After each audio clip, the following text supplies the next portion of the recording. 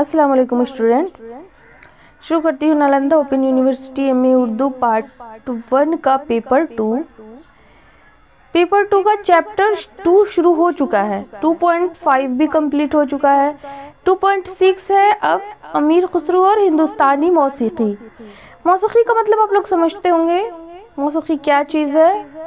मौसीकी एक राग है, एक सॉन्ग है, एक सुर है, ठीक है। और ये फन मतलब होता है कला, आर्ट। ओके, तो अब आती हूँ इसकी पूरी डिटेल्स लेकर। फन मौसीकी के माहिरीन में सबसे बुलंद दर्जा अमीर खुसरो को हासिल है। किन्हें हासिल है फन मौसीकी में? तो अमीर खुसरो।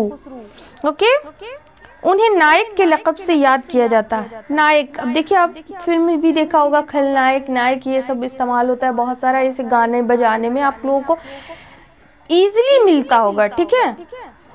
अब देखिए याद किया जाता है। अमीर खुसरो के ज़माने में नायक का लक़ब उसी को मिलता था जो इल्म मौसीकी में सब पर हावी और कादिर हो।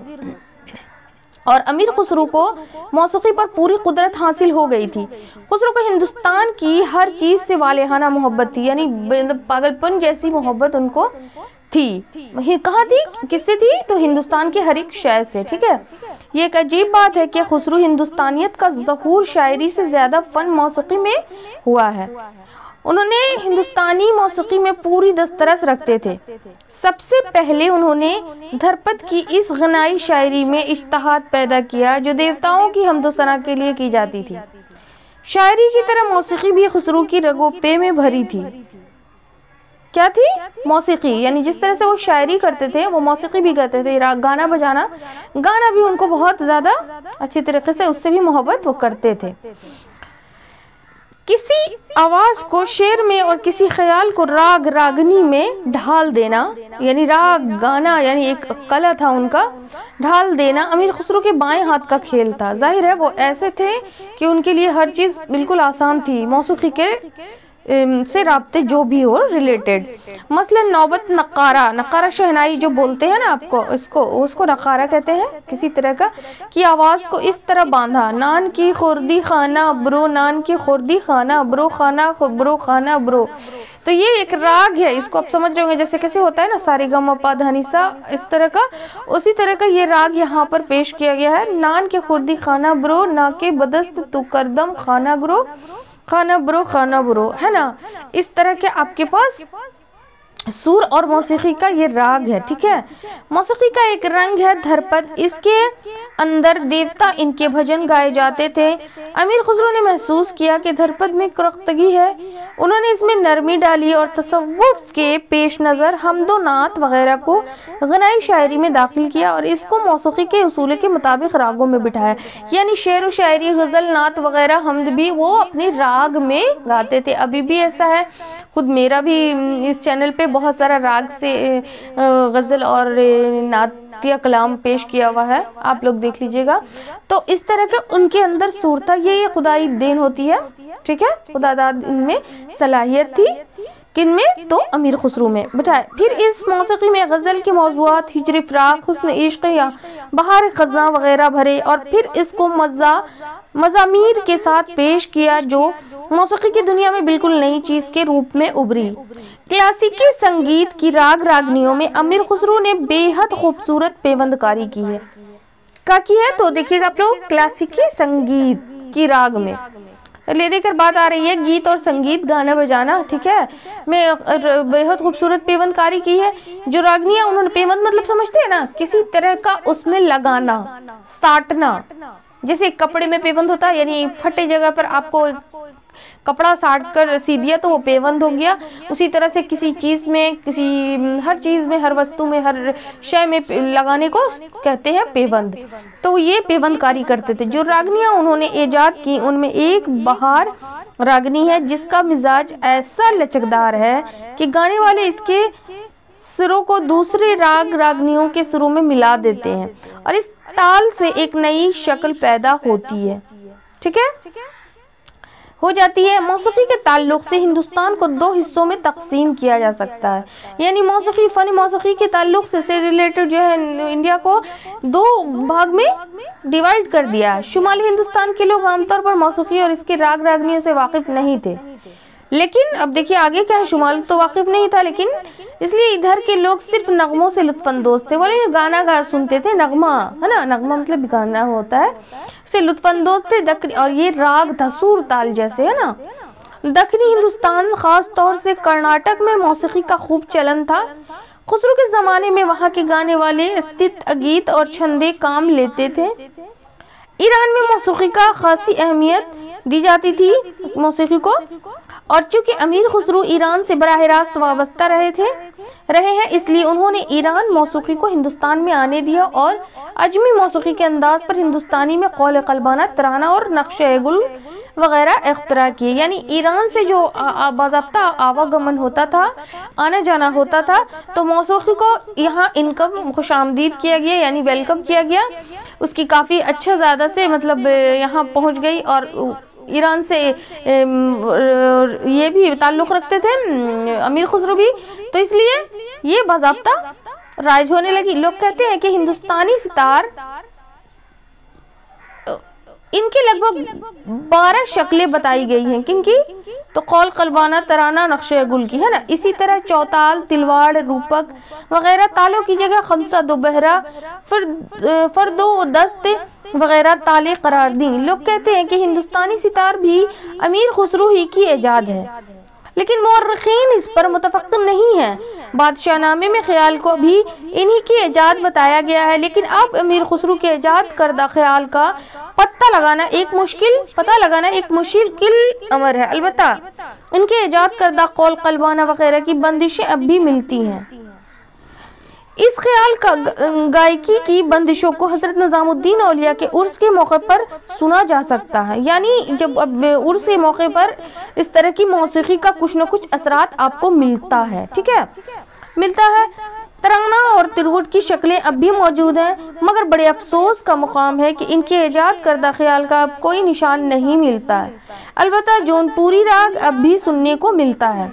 ख्याल से मुताल्लिक़ यानी रिलेटेड सैयद ज़हीरुद्दीन मदनी के ख्याल से इत्तफाक करने को जी चाहता है। ज़हीरुद्दीन मदनी ने क्या कहा चाहता है, एक जगह उन्होंने लिखा है कि मेरी हकीर राय में खुसरो ख्याल के मौजूद है। उन्होंने धरपद में तसर्रुफ करके ख्याल का ढंग निकाला। इब्तिदाई शक्ल में क़दामत पसंदों को यह पसंद ना आया होगा, क्योंकि बिल्कुल नई चीज़ थी।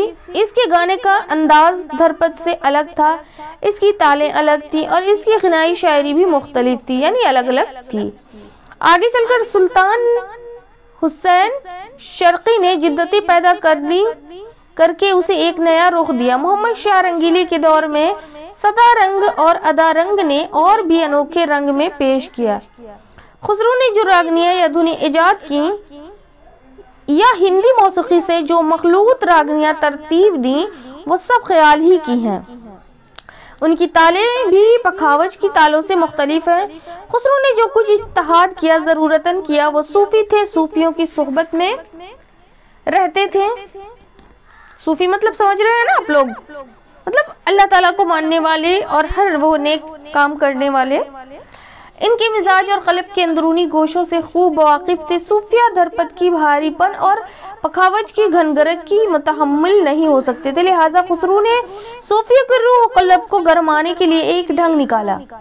क्या है देखिएगा कि इन सूफियों के मिजाज से मेल भी खाए और नज़ाकत और लताफत भी रखता हो। गर्ज इस करिश्मे ने हिंदी मौसीकी में एक इनकलाब बर्पा कर दिया। क्या कर दिया? एक इनकलाब, यानी ये बहुत बड़ा मतलब एक शोर पैदा हो गया, एक वबाल व बंडर आ गया, जो आज कर्नाटकी से अलग शुमाली हिंद की संगीत के नाम से मकबूल आम है। यानी शुमाली हिंद में इसमें कर्नाटक जो है, कर्नाटक में एक ऐसा इसका मुकाम मतलब दिया गया है, इसको जो है अच्छे तरीके से जान करके बताना है।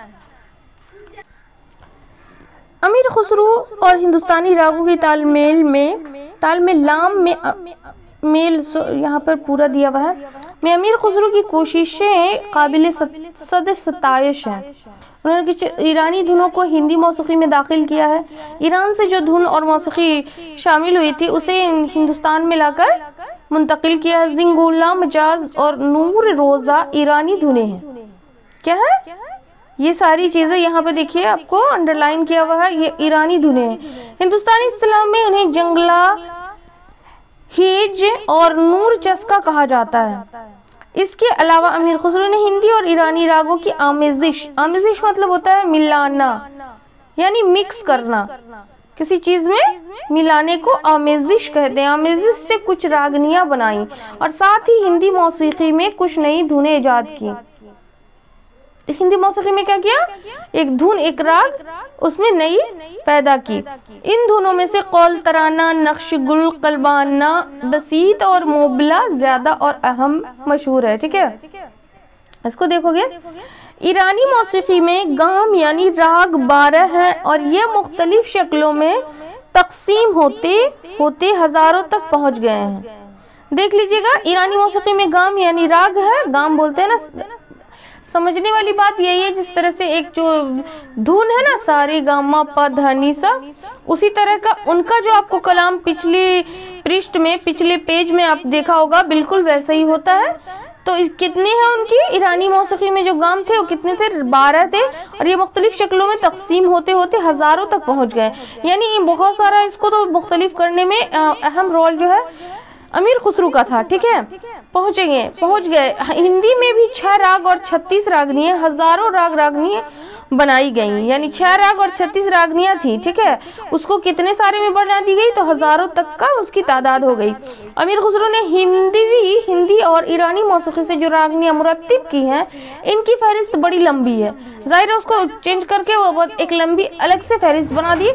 इनमें से मजीरा, साजगरी, यमन, इशाक, मवाफिक, फरगना, सहपर्दा, फरदौसत वगैरह काबिल जिक्र हैं। नवाब वाजिद अली शाह के मुताबिक तराना, छंद, परबंद, गीत, खौल, कलबाना, नक्श और गुल ऐसे राग हैं जिन्हें अमीर खुसरो ने इजाद किए। मैकश अकबराबादी के मुताबिक सुहा, सुहाना, सिगरी, हवाजगिरी, बसंत, बहार अमीर खुसरो की इजाद करदा रागनियां हैं। देखिएगा यहाँ पर उनके राग रागनी के बारे में बताई गई है। अगर सवाल आता है ना, तो इसी के बारे में आपको देना है कि ये कितनी सारी राग रागनियां हैं, तो इससे आपको एक क्वेश्चन बनता है। मोहम्मद करम इमाम की एक किताब है मादुल मौसीकी। ठीक है, इसमें उन्होंने अमीर खुसरो की इजादात और इज्तिहाद पर तफसील से काम किया है और लिखा है कि अमीर खुसरो इल्म हज़ा के आलिम बाअमल थे। साथ ही इस बात की भी वजाहत कर दी है। क्या वजाहत की है, देखिएगा कि हिंदी और ईरानी मौसीकी में बड़ी हद तक मुनासबत मौजूद थी और जो अलग अलग रंग नजर आते थे, इनमें खुसरो ने वहदत पैदा करके अपनी फितरी रुझान और एकजहती का सबूत दिया है। खुसरो ने मौसीकी के कदीम रवायतों को तोड़ा ही नहीं, बल्कि कदीम व जदीद रवायतों को बरूएकार लाकर एक अनोखा ढंग पेश किया। बाज़ हिंदी रागों में खुसरो ने थोड़ा थोड़ा तसर्रुफ करके नई नई धुनें और रागनी पेश की। मिसाल के तौर पर गोंड, मल्हार और कांडा से बागरी कव्वाली के नाम से एक धुन तैयार की। देखिए, कव्वाली में भी अलग धुन इस्तेमाल होता है, तो उस तरह के जो करने वाले इजाद करने वाले, इजाद में नाम उनका अमीर खुसरो का बहुत ही अव्वल दर्जे पर है। कांडा शहाना भी इसी कबील की एक धुन है। तोड़ी, असाविरी और प्रदीप वाली धुनें भी इसी जुमरे में आती है। अपनी तैयार करदा रागनियों के लिए अमीर खुसरो ने बोल भी लिखे और उनके ऐसे बोल अपने अंदर लिसानी अहमियत भी रखते हैं। इनमें राग मजीर, राग साजगिरी, राग ऐमन कल्याण, राग इशाक, राग मवाफिक, राग गनम, राग तराना, राग फरगाना, राग सरपर्दा, राग मनअम, राग डिंगोला खासे मशहूर और मारूफ है। देख लीजिएगा कितने सारे राग हैं, ध्यान में रखिएगा। यहाँ सिर्फ राग मजीर का एक नमूना पेश किया जाता है, जिसे मजीरा कहते हैं ना, ढोलक मजीरा। हजरत निजामुद्दीन औलिया पीर मशाइख नूर आन पड़े दरबार तुम्हारे खुसरो पर का पाकरू बराए अंबिया पीर मशाइख। आप लोग कमेंट में बताइएगा कि आप लोग में से किसको राग रागनी से दिलचस्पी है, और इतने आप लोग मैच्योर्ड होंगे तो आप लोगों को शायद उल्फत होगा और आप लोग इसमें क्या बोलते हैं, माहिर भी होंगे, जानकारी भी हो। जैसे मेरा है, मेरा पसंदीदा फेल है, मेरा जो है शौक़ है वो है गज़ल लिखना, गज़ल कहना, गज़ल गाना। तो आप लोगों का भी तो कोई महबूब मशगला होगा, बताएंगे आप लोग कमेंट में। कौल कल्बाना, तराना, नक्श गुल वगैरह कव्वाली के मुख्तलिफ तरीक़े हैं। कहा जाता है कि एक बार गोपाल नायक से खुसरू का मुकाबला हुआ और गोपाल को खुसरू के शागिर्दों ने कौल कल्बाना वगैरह सुनाया। गोपाल इस तर्ज को सुनकर दंग रह गया। जब यह खबर बादशाह को मिली तो इसने खुसरू और उनके शागिर्दों के इनाम व इकराम से नवाजा और इनका नाम कव्वाल रख दिया। देखिएगा, कव्वाल को भी राग रागनी से होती है। शायद कव्वाली और कव्वाली की यही वजह तस्मिया है।